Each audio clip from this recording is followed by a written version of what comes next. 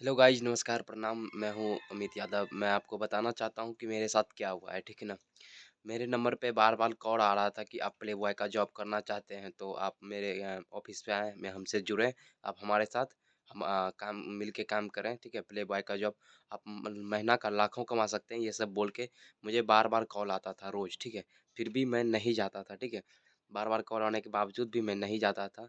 लेकिन जब अब हो गया कि नहीं, उस पे थोड़ा-सा विश्वास हो गया कि ब वो सही बोल रहा था, मैं दिल्ली से बोल रहा हूँ, दिल्ली से यहाँ आने के बाद आपको जॉब मिल जाएगा ले 1 लाख रुपए का, ठीक है? तो हम सोचे कि चलो ठीक है, मुझे भी पैसा की ज़रूरी थी, बहुत ज़्यादा तंगी था, ठीक है?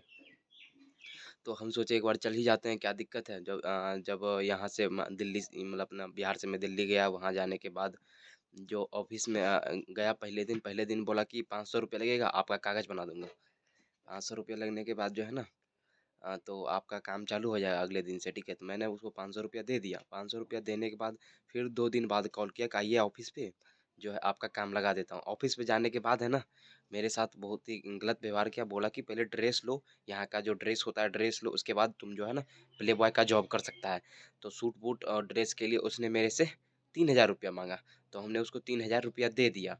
तो फिर ₹3000 देने के बाद जो है ना अगले दिन फिर बुलाया, मतलब 2-3 दिन बाद फिर कॉल करके मुझे बुलाया वहाँ पे दिल्ली में, और उसके ऑफ़िस में बार-बार जाने के बावजूद भी हमको कोई जॉब नहीं मिला।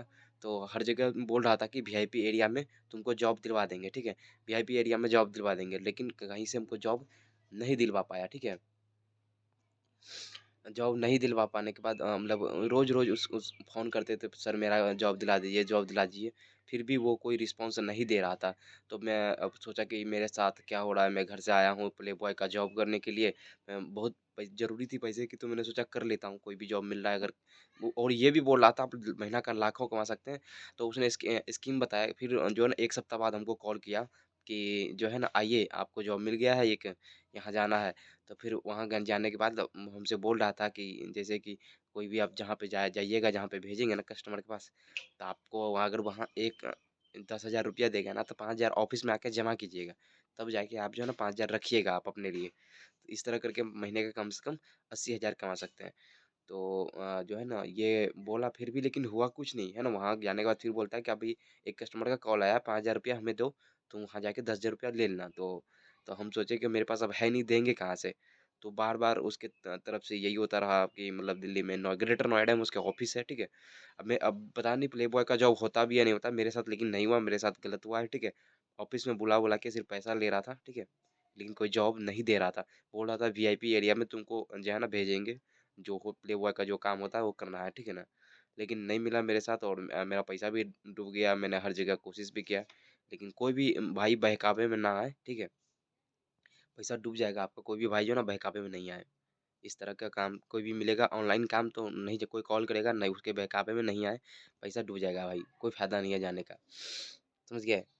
पूरा का पूरा पैसा बेकार हो जाएगा भाई, पूरा मेहनत किया हुआ पैसा चला जाएगा आपका। तो हम आपसे आप लोगों से यही बताना चाहते हैं कि मेरे साथ गलत हुआ है, तो आप लोग भी कोई भी इस तरह का कॉल आए तो जो है ना, आप लोग नहीं उस पे विश्वास कीजिए, आपको बुला के वहाँ पैसा आपसे ले लेगा, लेकिन आपको कोई काम नहीं करेगा, ठीक है ना? आपको कोई काम मिलने वाला भी वहाँ नहीं है। अगर आप सोच रहे होंगे कि वहाँ जाने के बाद काम मिल जाएगा, ऐसा कुछ नहीं होता है, मेरे साथ बहुत गलत हुआ है। मैं यही गाँव में ठीक है काम करता हूँ, इधर ही गाय-भैंस चरा के इधर ही रह लूँगा, कोई दिक्कत नहीं है मुझे।